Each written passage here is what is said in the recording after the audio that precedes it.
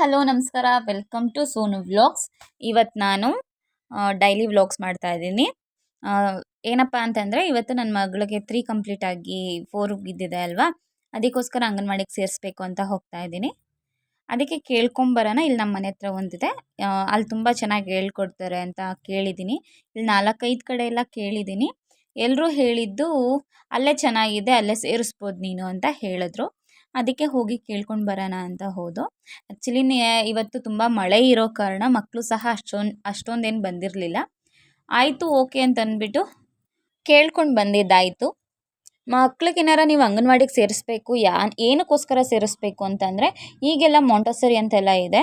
ಅದ್ರ ಬದಲು ನಾವು ಈ ಅಂಗನವಾಡಿಗೆ ಹಾಕೋದ್ರಿಂದ ಮಕ್ಕಳು 4 ಜನದ ಜೊತೆ ಸೇರಿ ಹೇಗೆ ಅಲ್ಲಿ ಇರಬೇಕು ಅನ್ನೋದನ್ನ ಕಲಿತಾರೆ. ಅಲ್ಲೇನಾರ ನಮಗಿನ್ನೂ ಅಂಗನವಾಡಿಗೆ ಸೇರ್ಸೋಕ್ಕೆ ಏನಾರ ಪ್ರೂಫ್ಗಳೇನು ಬೇಕು ಅಂತಂದರೆ, ನಮ್ಮ ಮನೇಲಿ ನಾವು ಎಷ್ಟು ಜನ ಇರ್ತೀವೋ ಅಷ್ಟು ಜನದ ಆಧಾರ್ ಕಾರ್ಡು, ಮಗುದು ಬರ್ತ್ ಸರ್ಟಿಫಿಕೇಟು, ಮತ್ತು ನಾವು ಇಂಜೆಕ್ಷನ್ ಹಾಕ್ಸಿರ್ತೀವಲ್ಲ 1.5 ತಿಂಗಳದ್ದು 2.5 ತಿಂಗಳದ್ದು, ಅದನ್ನು ನಾವು ಕೊಟ್ಬಿಟ್ಟು ಬರಬೇಕು. ಅಷ್ಟೇ ಬೇಕು ಅದಕ್ಕೆ. ನಾನೇನು ಇಲ್ಲಿ ಏನೂ ಇಲ್ಲ, ನಾವೇನು ಬುಕ್ಸು ಪೆನ್ನು ಅಂತ ಏನೂ ಕೊಡೋಂಗಿಲ್ಲ, ಎಲ್ಲ ಅವರೇ ನೋಡ್ಕೊತಾರಂತೆ. ಒಂಥರ ಪ್ಲೇ ಹೋಮ್ ಥರನೇ ಇರುತ್ತೆ. ನಾವೇನು ದುಡ್ಡು ಕೊಟ್ಟು ಸೇರಿಸೋದಕ್ಕಿಂತ ನಾವು ಅಲ್ಲಿಗೆ ಹಾಕೋದೇ ಬೆಸ್ಟು. ಒಂದು 6 ತಿಂಗಳಾದಮೇಲೆ ನಾವು ಹೆಂಗಿದ್ರು UKG LKGಗೆ ಹಾಕ್ತೀವಿ. ಮಕ್ಕಳ ಜೊತೆ ಸ್ವಲ್ಪ ಹೊಂದ್ಕೊಳ್ಳಿ ಅನ್ನೋ ಕಾರಣಕ್ಕೋಸ್ಕರ ಅಂಗನವಾಡಿಗೆ ಹಾಕಲೇಬೇಕು ಮಕ್ಕಳನ್ನ. ಅದಾದಮೇಲೆ ನಾನು ಹೋಗೋ ದಾರಿಲೇ ನಮ್ಮ ಅಮ್ಮನ ಪಾರ್ಲರ್ ಇರೋದು.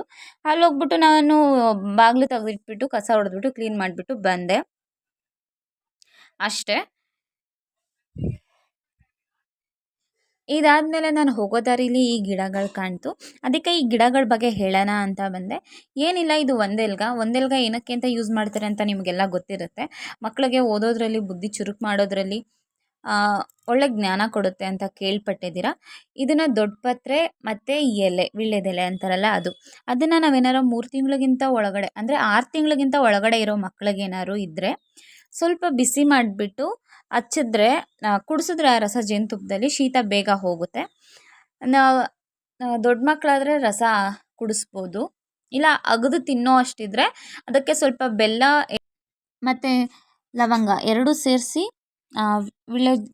ವೀಳ್ಯದೆಲೆ ಮತ್ತು ದೊಡ್ಡ ಪತ್ರೆ ಜೊತೆ ಕೊಟ್ಟರೆ ಕೆಮ್ಮು ಮತ್ತು ಏನಾರ ಶೀತ ಆಗಿದ್ರೆ ಬೇಗ ಹೋಗುತ್ತೆ. ಅದಾದಮೇಲೆ ಒಂದು ಲಿಪ್ಸ್ಟಿಕ್ ಶೇಡ್ನ ನಾನು ಆರ್ಡ್ರ್ ಮಾಡಿದ್ದೆ, ಅದು ಬಂದಿತ್ತು. ಇದು ನೆಕ್ಸ್ಟ್ ಡೇ.